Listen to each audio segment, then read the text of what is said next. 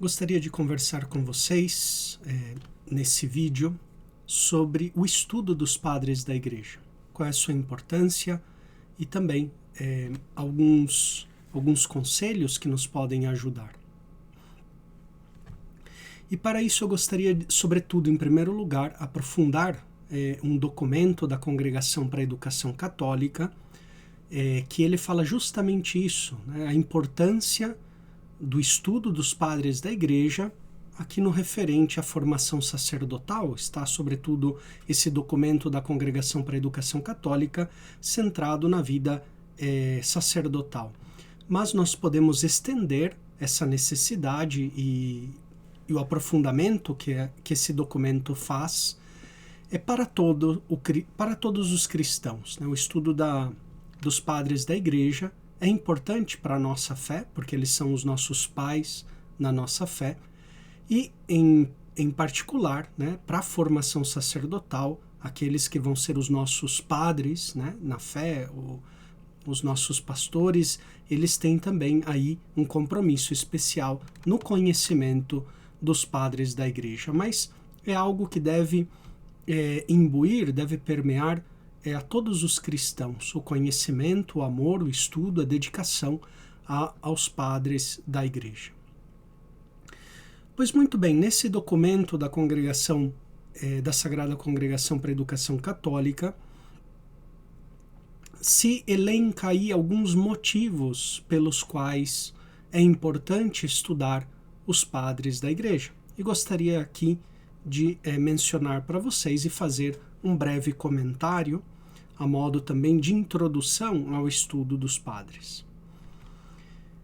Então, a Congregação para a Educação Católica vai falar, em primeiro lugar, que é conveniente, é importante para a nossa formação cristã estudar e conhecer os padres em vista do seu método teológico, pois, de fato, os padres da Igreja, eles unem fé e razão, escritura e tradição, teologia e pastoral.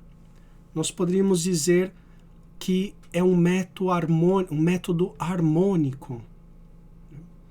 Eles não são teólogos, por assim dizer, de ofício, de laboratório, são pastores. Portanto, eles conhecem a doutrina, mas também estão no meio do povo, pastoreando as suas ovelhas, distribuindo os sacramentos, pregando e ensinando. Eles são grandes pensadores, com uma base cultural muito grande, mas, ao mesmo tempo, são pessoas de fé. Então, o método patrístico é um método que harmoniza fé e razão, esses elementos também da escritura e da tradição. Os padres da Igreja eram apaixonados pelas Escrituras, centravam toda a sua reflexão, os seus estudos, o seu empenho pastoral e intelectual no conhecimento e na divulgação da Palavra de Deus. E, ao mesmo tempo, os padres, eles se sentem parte de uma tradição. Eles receberam dos seus predecessores a doutrina, a mensagem de salvação, o depósito da fé, e eles se sentem movidos a levar essa doutrina, levar essa tradição aos seus filhos espirituais.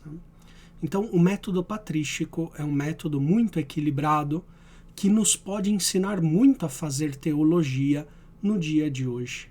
Não simplesmente uma teologia que racionaliza demais ou cai em uma espécie de fideísmo, negando a razão às suas exigências. O método patrístico, portanto, é um método de síntese entre fé e razão, escritura e tradição, teologia e pastoral. Esse documento da Congregação para a Educação Católica vai dizer também que os padres da Igreja são importantes porque eles elaboraram uma bela obra de síntese entre diversos saberes, A patrística abrange a teologia, a filosofia, a espiritualidade, a pregação, etc. Os padres da igreja, eles, como diz São Paulo, né, na primeira carta aos Coríntios 13, a nossa ciência é limitada, nossa ciência desaparecerá, né, só a caridade permanecerá. Né? E os padres da igreja, embora tivessem grandes conhecimentos do ponto de vista da ciência, né, em sentido antigo, ou seja, ciência como conhecimento, conhecessem história, conhecessem a biologia da época, a astronomia, a filosofia, a música, as artes, embora eles tivessem muitas ciências, muitos conhecimentos, esses conhecimentos não estavam fragmentados, mas estavam unidos por causa dessa visão do todo, essa visão sapiencial que tinham os padres da igreja. Os padres da igreja tinham essa visão sapiencial do todo, não simplesmente uma visão da parte daquela ciência, daquele conhecimento específico. Eles conheciam diversas ciências, até mesmo diversas filosofias, diversos saberes humanos da época, mas cada ciência estava harmonizado no todo. Portanto, eles tinham uma visão de sabedoria. A sabedoria é a visão do todo, não simplesmente da parte. Então, os padres da igreja cultivavam essa harmonização também entre as diversas disciplinas, entre as diversas ciências. E nas obras dos padres vamos encontrar que eles recorrem frequentemente à história, à filosofia, à teologia, às sagradas escrituras, à geografia, muitas vezes, para explicar o texto bíblico, à astronomia e tantas outras disciplinas da época. Isso também é um grande valor com o qual nós podemos aprender muito. Os padres da igreja nos ensinam que o verdadeiro saber, a verdadeira ciência deve estar harmonizada na sabedoria, ter essa visão do todo, né? Unir, levar todas as ciências que desaparecerão, aquilo que não desaparecerá, que é a caridade. Amar a Deus, a caridade para com Deus, amar a Deus e amar o próximo. Né? Então, os padres da igreja harmonizavam muito bem todas essas disciplinas em um patamar muito maior, né? Muito mais equilibrado e completo. Em terceiro lugar, a Congregação para a Educação Católica, nesse documento que mencionei, sobre o estudo dos padres da igreja na formação sacerdotal, vai falar também da importância da leitura e do conhecimento dos padres para a formação do orador sagrado. Os padres da igreja, eles eram grandes pregadores, eram homens da palavra de Deus e comunicadores também da palavra de Deus. Eram grandes oradores, pessoas de uma eloquência ímpar na história da humanidade. Mas essa eloquência, eles, como dizia Santo Agostinho, não eram meros vendedores de palavras vazias, mas era uma eloquência que buscava transmitir a fé. São Paulo nos diz que a fé nasce do ouvido, né? Nasce da pregação, da escuta da palavra de Deus. E por isso é necessário pregadores da palavra, anunciadores do evangelho. E os padres da igreja também, a maioria deles eram versados no conhecimento da retórica antiga e na pregação sagrada. Então eles eram grandes comunicadores. Hoje nós vivemos também numa época da comunicação, através das redes sociais, das diversas plataformas que nós encontramos de streaming. a televisão, a internet, o rádio e tantas outras tecnologias, os padres, eles eram os grandes mestres da palavra. Né? Todas essas tecnologias, essas mídias que nós usamos hoje também emprega, além da imagem, o recurso da palavra. E os padres da igreja são exemplos nisso de formação.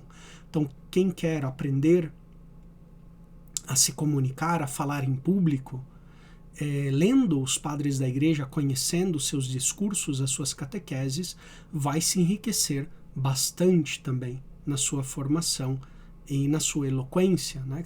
na sua capacidade de comunicação. Então, o estudo dos padres é importante e, especialmente na formação sacerdotal, o sacerdote, o diácono, o bispo, mas outros pregadores, ministros, ministras, leigos, leigas, religiosos, religiosas que evangelizam, usam diariamente a palavra como veículo para comunicar a fé. Então, aí temos nos padres esses mestres exímios do domínio da palavra, onde essa palavra não é uma palavra vazia, mas é uma palavra que anuncia a palavra que se fez carne, que é Cristo Jesus.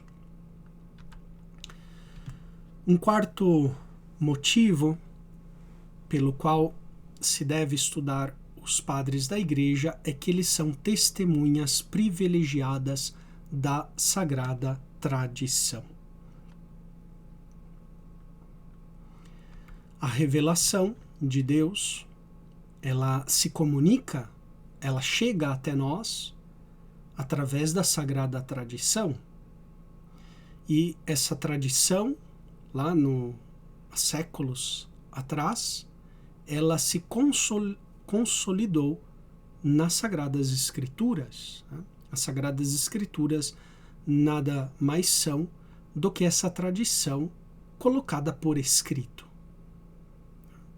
Mas as Sagradas Escrituras não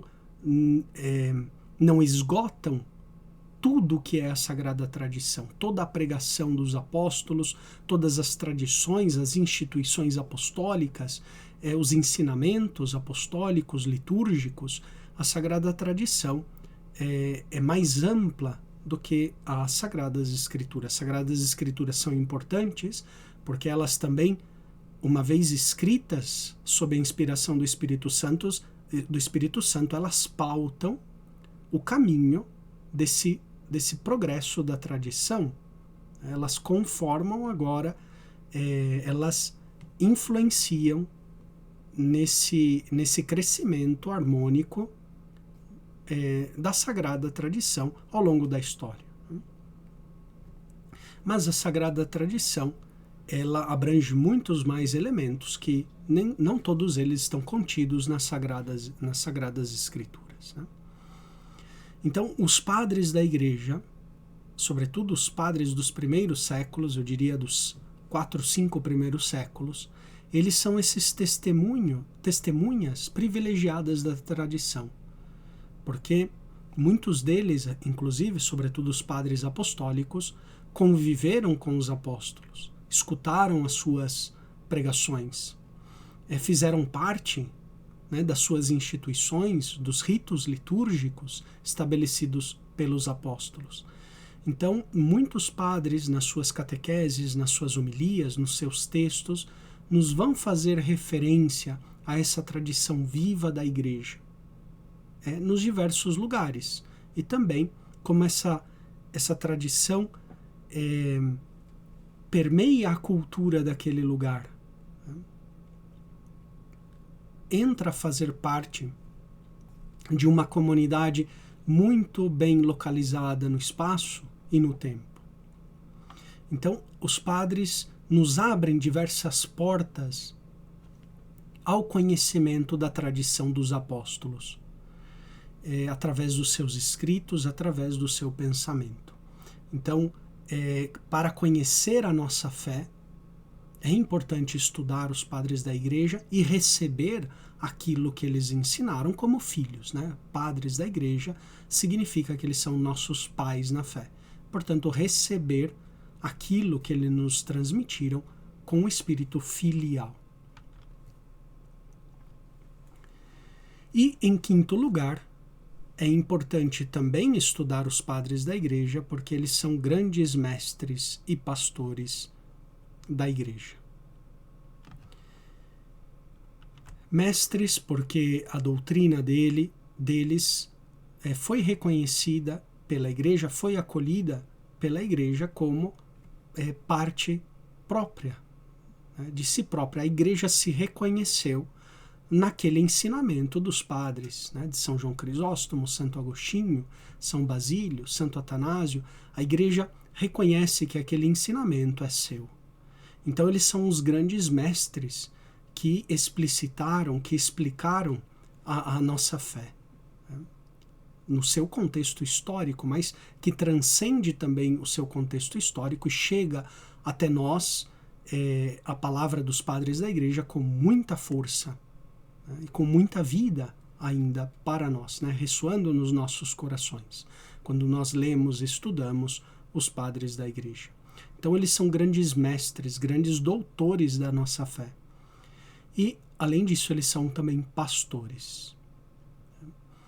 Se nós queremos ser pais espirituais, mães espirituais das futuras gerações, nós temos, em primeiro lugar, que ser filhos dos santos que nos precederam. E ser filhos dos padres da Igreja nos vai colocar na linha de continuidade dessa grande tradição da santidade cristã, que se comunica de geração em geração, através do testemunho de tantos homens e mulheres que se entregaram completamente a Cristo Jesus. E, portanto, acolher o pastoreio dos padres da Igreja nos capacita também a ser pastores do rebanho, a aprender a como pastorear, cuidar do rebanho de Cristo, cuidar dos meus irmãos, das minhas irmãs, para cuidar-nos uns dos outros em família. Eles são grandes pastores que nos transmitem a nossa fé e cuidam da nossa fé, vigiam a nossa fé e nos ensinam também a como fazer o mesmo. Pois muito bem, esses são alguns motivos que eu considero principais para estudar os padres da Igreja. Sem dúvida, não são os únicos, haverá muitos outros motivos, mas esses daqui, sem dúvida nenhuma, nos já motivam ao estudo e ao conhecimento dos padres. O que é, portanto, a patrologia? Vamos falar da patrologia, Nós entendemos o estudo dos padres. Etimologicamente, pater, no grego, e logos, pai, e discurso, estudo, razão. Então, o estudo dos padres da Igreja. E poderíamos definir da seguinte maneira: a patrologia é o ramo da teologia positiva que estuda a vida, as obras e a doutrina dos padres da Igreja. E aqui eu falo que é parte da teologia positiva, porque a teologia é tradicionalmente dividida em teologia positiva e teologia sistemática.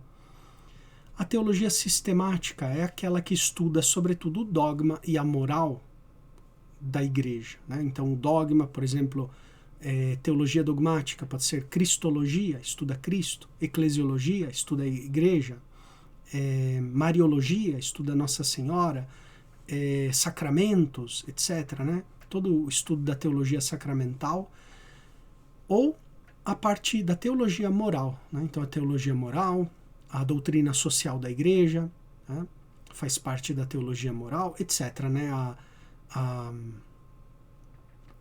moral familiar, a moral matrimonial da Igreja, etc., Então, essa é a teologia sistemática, estuda o dogma e a moral da nossa fé.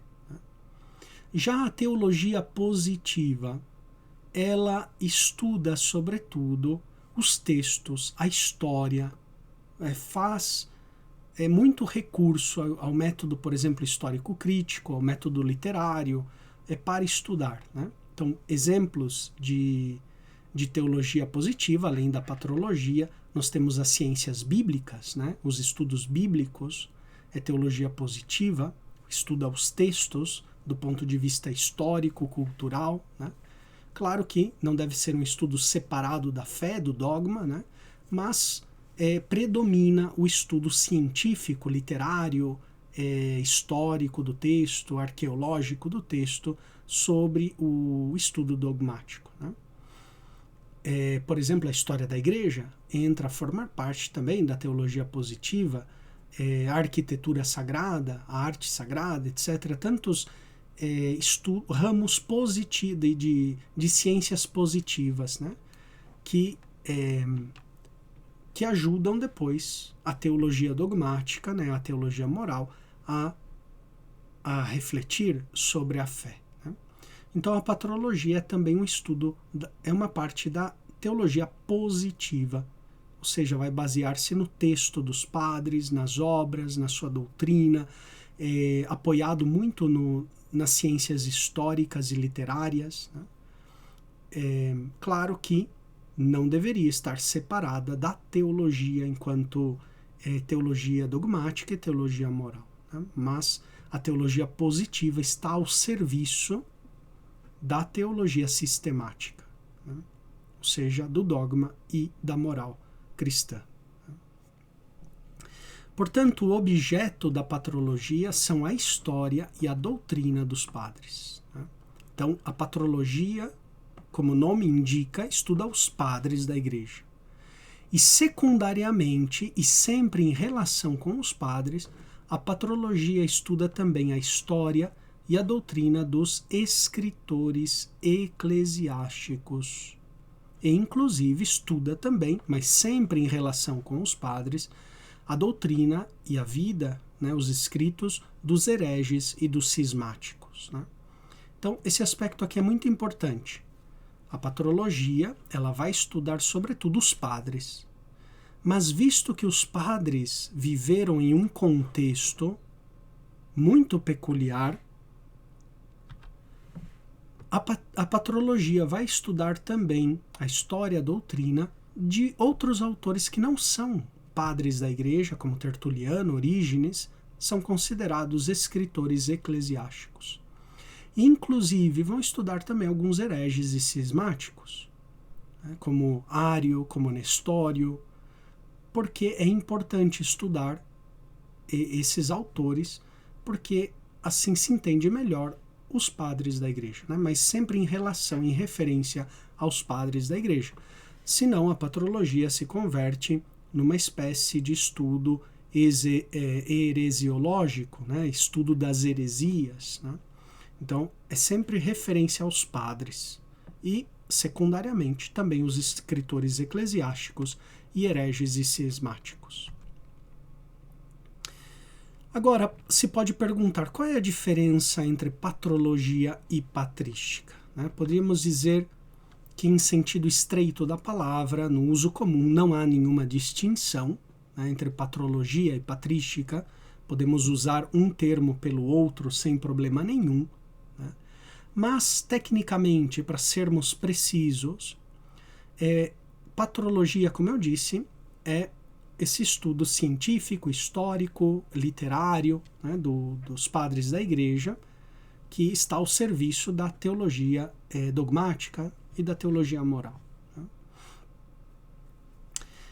Mas a patrística é um adjetivo que qualifica a palavra teologia, ou seja, é o estudo da teologia no período patrístico, né? Então, quando falamos assim em sentido preciso, usamos essas palavras em sentido preciso, a patrologia é o estudo científico, até mesmo histórico-crítico dos padres, enquanto a patrística, ela se interessa mais na teologia dos padres, né? Patrística é um adjetivo que qualifica a teologia patrística, né?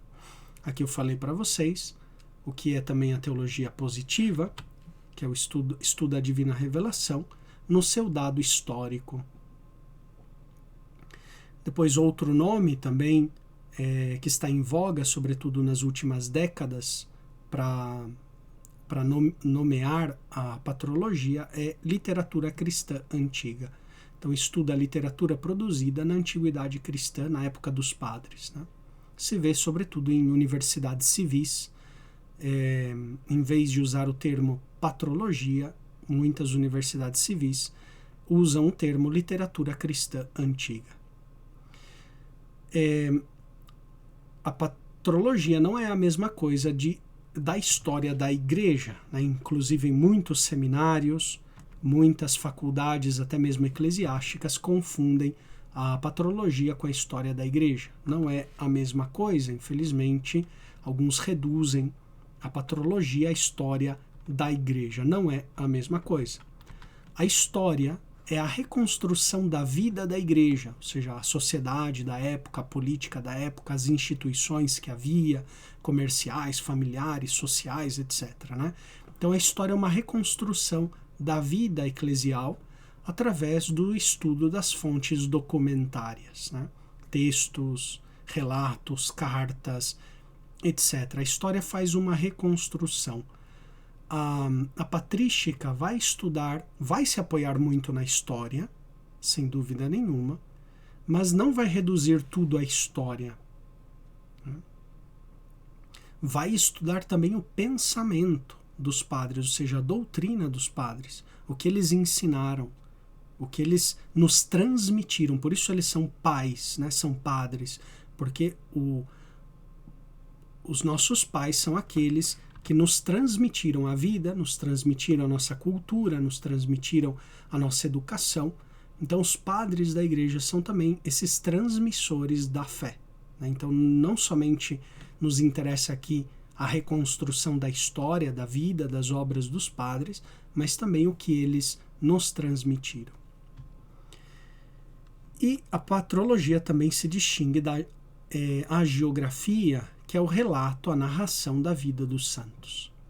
E também se distingue da história dos dogmas, que é o estudo do desenvolvimento da inteligência e explicitação do depósito da fé.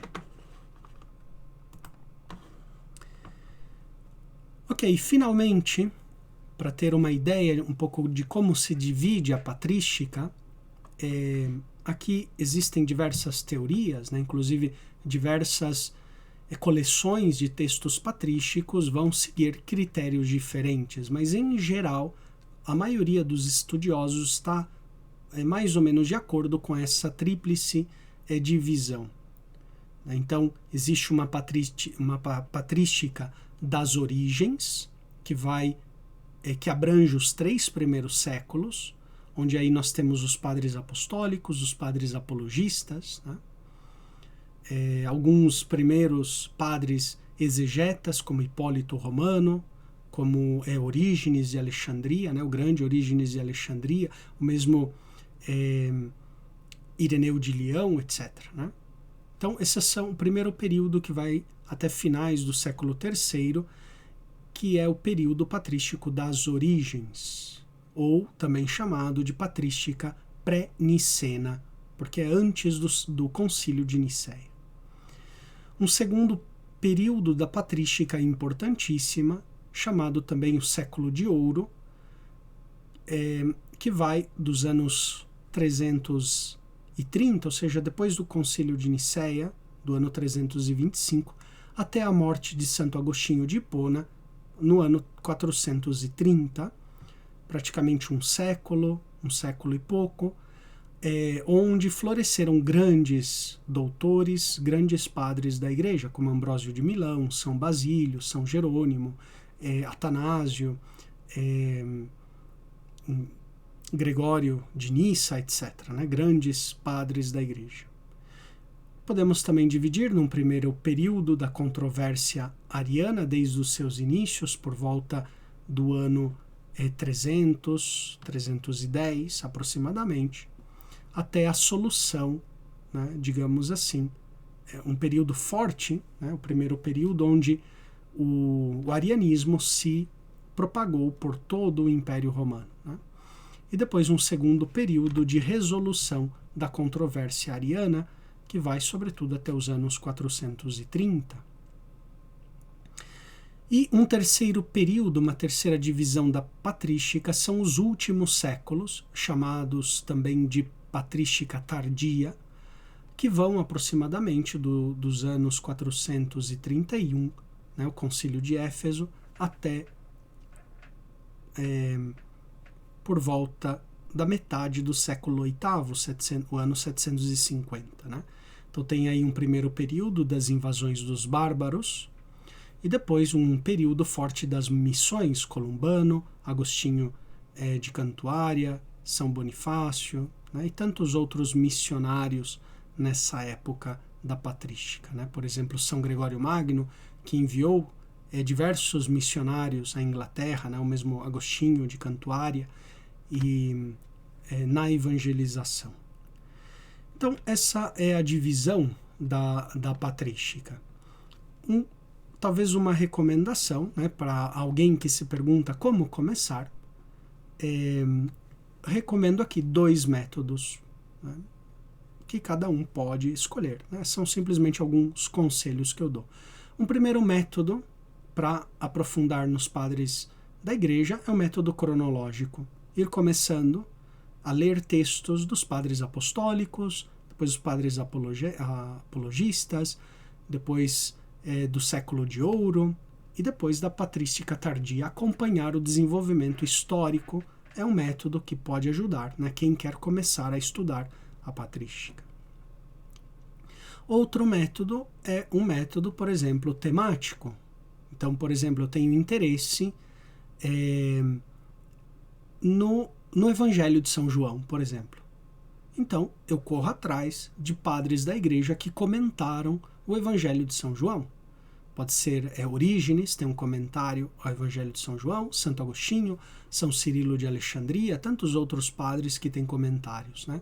Ou tenho interesse nos Salmos, então vou por temas. Ou padres que falaram sobre o batismo, então vou estudando os padres que escreveram algum tratado sobre o batismo, ou padres que escreveram algum tratado sobre a fé, ir do modo temático. Né? Os dois métodos podem ser também complementados e enriquecidos mutuamente. Né?